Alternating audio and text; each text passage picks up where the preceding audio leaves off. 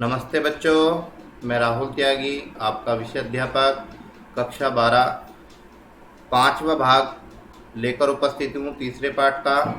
अब हम इसमें क्या पढ़ेंगे? परिवार और नातेदारी। आपने पिछले वर्ष भी समाजशास्त्र की पुस्तक में ये टॉपिक पढ़ चुके हैं, फिर भी मैं दोबारा इसे आपको पढ़ा रहा हूँ। परिवार किसे कहते हैं और नातेदारी क्या है? देखिए, परिवार हमेशा आकर्षण का केंद्र होता है, जिस दूसरों को दिखाई देता है। हम अपने परिवार के साथ गहरा लगाव रखते हैं। हमारा प्रेम तथा स्नेह अपने परिजनों तथा निकट संबंधियों से अधिक संवेदनात्मक होता है। कहते हैं जो हमारा परिवार से जो लगाव होता है, प्रेम होता है, स्नेह होता है, प्यार होता है, वो ज़्यादा होता है, जबकि औरों से कम, यानी और जो होते हैं उनके उन्हें कम होता है। और जो हमारे परिवार के व्यक्ति उन्हें हमें क्या होता है? ज़्यादा लगाव होता है। परिवार के साथ लगाव का एक पक्ष जहाँ प्रेम से पूर्ण होता है, वहीं दूसरा पक्ष उसके हस्तक्षेप के कारण रोषपूर्ण भी होता है। रोषपूर्ण का मतलब होता है दुखदायी भी होता है। कभी कभी क्या होता है, जहाँ पर प्रेम भी होता है वहाँ पर दूसरा पक्ष देखने को मिलता है, वहाँ पर दुख का कारण भी बन जाता है। किंतु घर परिवार में से दूर रहने पर उनकी स्मृतियां हमें दुख देती हैं।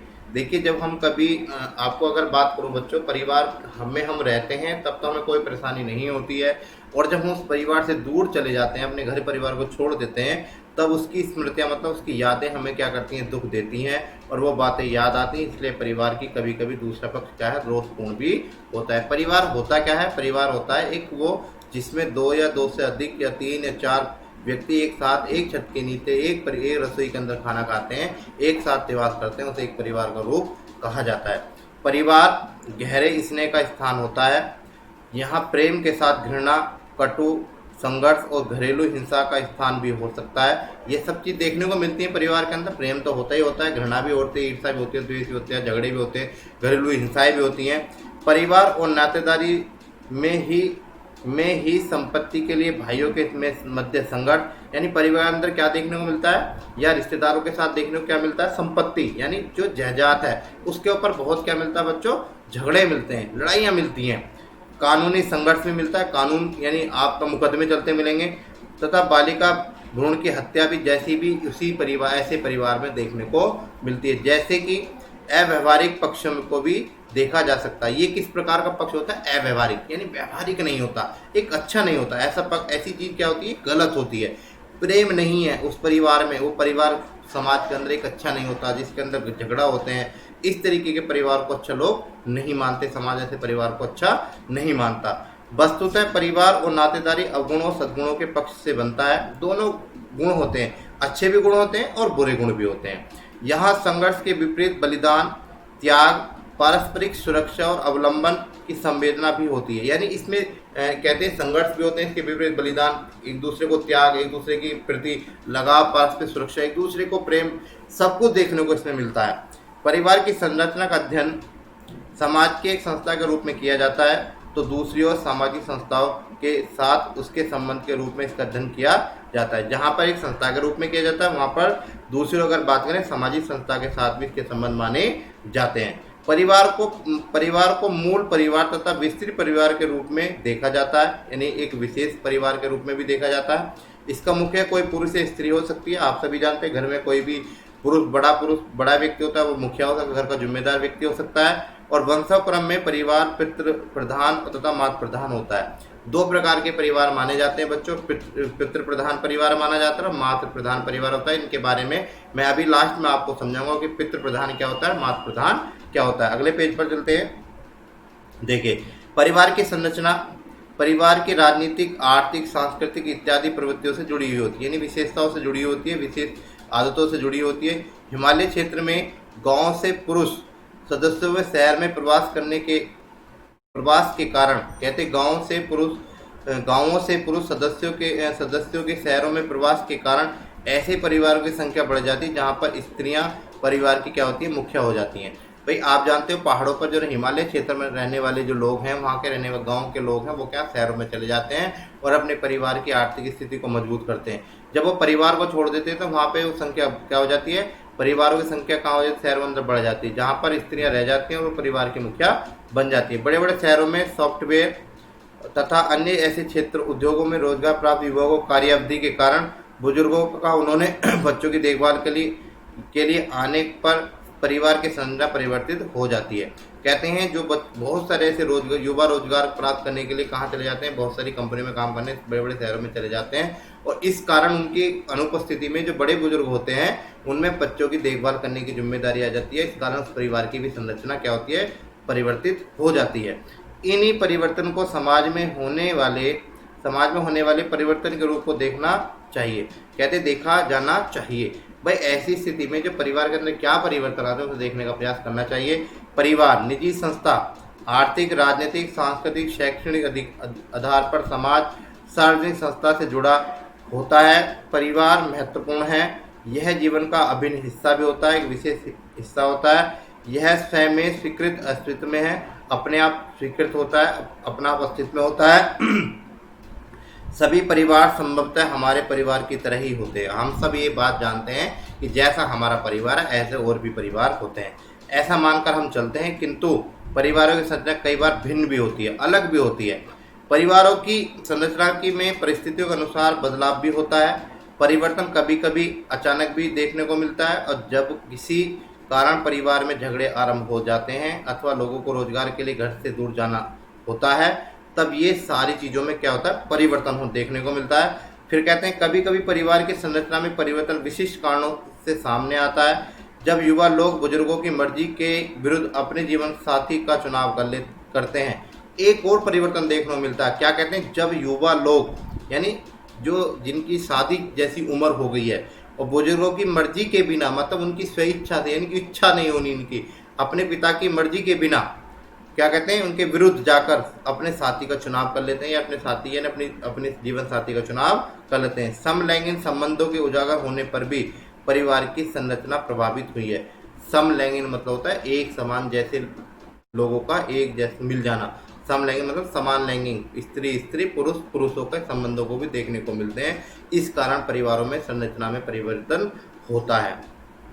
आगे बात करते हैं, ऐसे परिवर्तन के कारण केवल पारिवारिक संरचना में ही बदलाव नहीं होता, बल्कि सांस्कृतिक विचार, मूल्य एवं सामाजिक मानकों में भी परिवर्तन होता है। केवल परिवार के अंदर ही परिवर्तन देखने को नहीं मिलता, इसके कल्चर में भी, इनकी कलाओं में भी इनकी संस्कृति खराब हो जाती है, इनके विचार खराब हो जाते हैं, इनका मूल्य, इनकी जो ताकत है वो भी क्या हो जाती है बच्चों, वो मानक के अनुसार नहीं होती, इनके अंदर भी परिवर्तन देखने को मिलता है। समाज और तथा परिवार में इस प्रकार के बदलाव लाना आसान नहीं होता। इस प्रकार के परिवार में जैसे अगर इस समाज के अंदर या परिवार के अंदर कोई परिवर्तन आ जाए, इनको बदलने का काम आसान नहीं है, बहुत मुश्किल कार्य है। पारिवारिक प्रतिमानों में विशेषकर वैवाहिक के विरुद्ध जाना, उनमें परिवर्तन का साहस दिखाने की प्रक्रिया का हिंसात्मक विरोध इच्छा आधुनिक समय में देखने को मिलता है। देखिए, जब कोई व्यक्ति शादी कर लेता है और शादी करने के बाद अगर उसका कोई विरोध करता है, उसको ठीक करने का प्रयास करता है, तो वो आसानी से नहीं होता है। ये प्रक्रिया हिंसात्मक रूप भी धारण कर लेती है, कभी कभी इसका विरोध देखने को बहुत ज़्यादा मिलता है। परिवार के कई आयाम उपस्थित हैं, परिवार में कई आयाम उपस्थित हैं, किंतु भारत में प्राय 2 प्रकार के परिवार, मूल तथा विस्तृत परिवार की चर्चा की जाती है। इसमें कई आयाम मतलब होता है, कई प्रकार माने जाते हैं, पर भारत के अंदर प्राय 2 ही प्रकार के परिवार माने जाते हैं, मूल और विस्तृत में चर्चा की गई है। ठीक है, मूल और विस्तृत परिवार क्या है ये देख लेते हैं बच्चों। मूल और विस्तारित परिवार क्या है? मूल परिवार में माता पिता और अनेक उनके बच्चे सम्मिलित होते हैं। विस्तारित परिवार को संयुक्त परिवार भी कहा जाता है। विस्तारित मतलब बड़ा, जो फैला हुआ है, जिसकी संरचना भिन्न होती है। संयुक्त परिवार, विस्तारित परिवार, एक से अधिक युगल उपस्थित होते हैं, यानी उसमें बहुत चाचा चाची ताऊ, ठीक है, इस तरीके ताई, इस बहुत सारे परिवार के व्यक्ति होते हैं, सब एक छत के नीचे एक रसोई के अंदर खाना खाते हैं, तो संयुक्त परिवार का रूप कहा गया। इसमें कई पीढ़ियां एक साथ निवास करती हैं, दादी दादा, फिर उनके बच्चे, परदादी दादा, सब उसके अंदर रहते आ रहे हैं, इसलिए उसे संयुक्त परिवार का रूप कहा है। और दूसरा परिवार का जिसमें केवल माता पिता और उनके बच्चे होते हैं, उसे हम एकांकी परिवार भी कहते हैं। अगर मूल परिवार का दूसरा नाम दें वो है एकांकी परिवार। विस्तारित परिवार में बुजुर्ग दंपत्ति के साथ बेटे बहू तथा पोते पोती भी रहते हैं। मैंने कहा ना, जो बुजुर्ग हैं उनके बेटे रहते हैं, फिर उनके पोते पोती भी उसमें ही रहते हैं। भारतीय परिवार को विस्तारित परिवार का सूचक माना जाता है या संयुक्त परिवार का सूचक माना जाता है। किंतु अब मूल परिवार की प्रचलन बढ़ गया। मूल परिवार मतलब एकांकी परिवार का प्रचलन बढ़ गया। पहले भी भारत में विस्तारित परिवार की वह संरचना और स्वरूप अस्तित्व में नहीं था जो उसी की श्रेष्ठ संकल्प पर आधारित था। वास्तव में अंग्रेजी का शब्द ज्वाइंट फैमिली, जिसे हम ज्वाइंट फैमिली का नाम देते हैं, हिंदी में से संयुक्त परिवार का अर्थ रखा है, किंतु इसका भाव देशज भी नहीं है। इसका मतलब देशज नहीं है, मतलब ये देश का हिसाब से नहीं माना जाता है। समाजशास्त्री I.P. देसाई के शब्दों में परिवार को क्या कहा गया बच्चों? अंग्रेजी की ज्वाइंट फैमिली शब्द किसी भारतीय भाषा के शब्द का अनुवाद नहीं है, बल्कि भारतीय भाषाओं के प्रयुक्त संयुक्त परिवार का शब्द अंग्रेजी भाषा के शब्द ज्वाइंट फैमिली शब्द से अनुदित है, यानी इससे ही माना जाता है। देखिए, दो परिवार निकल गए, एकांकी परिवार और संयुक्त परिवार, जिसे मूल परिवार या कहते हैं विस्तारित परिवार भी कहते हैं।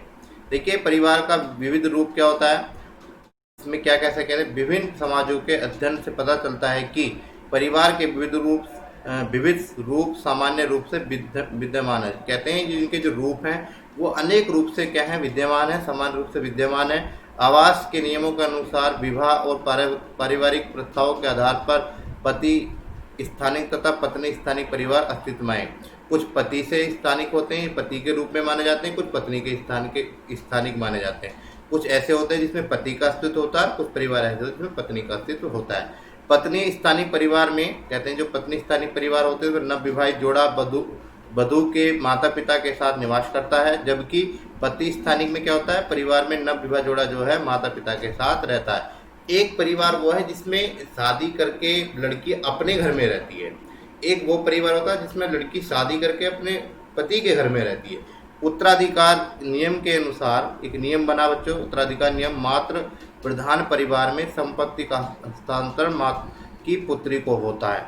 आप सभी जानते हैं जो उत्तराधिकार नियम बना उसमें किसका उत्तराधिकार होगा, यानी उस संपत्ति पे किसका अधिकार होगा। जब कहते हैं मात्र प्रधान परिवार में संपत्ति का हस्तांतरण किसे होता है? माता से पुत्री को होता है, तथा पिता से किसे होता है? पुत्र को संपत्ति का अधिकार होता है। इस प्रकार से मात्र प्रधान परिवार में पुरुष वर्चस्वशाली होता है और सत्ता तथा प्रभुत्ता उसके पास होती है, और मात्र प्रधान में स्त्री परिवार के केंद्र में होती है।